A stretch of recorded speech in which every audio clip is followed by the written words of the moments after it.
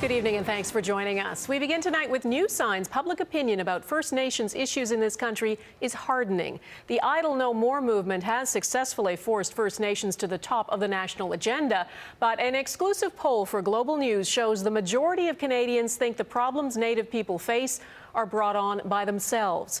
Most Canadians support resolving land claim issues and making First Nations self-sufficient, but as Jacques Bourbeau reports, they want more financial accountability from Native leaders.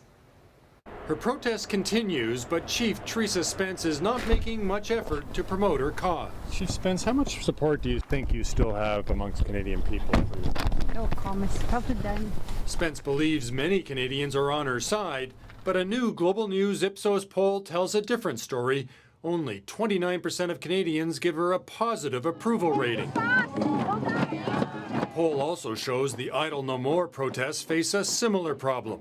The movement argues the Canadian government is not doing enough to help Canada's Aboriginals.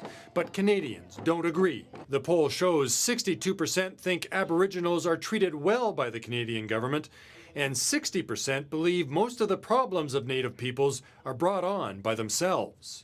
Canadians are moving beyond the issue of guilt and responsibility and moving down to the issue of practical resolution.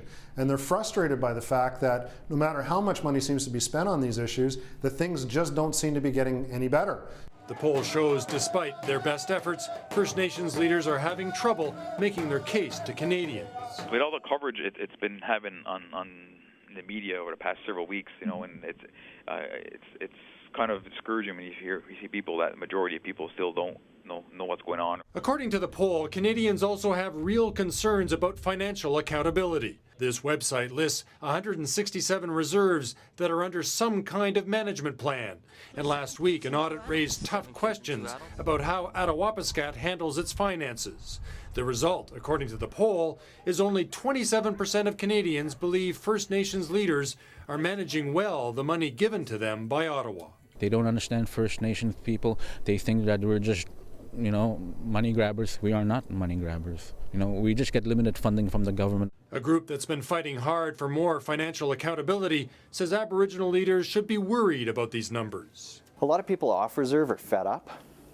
They're just sick and tired of hearing stories from reserves where they're hearing about vote buying or excessive salaries, inefficiencies, that type of thing.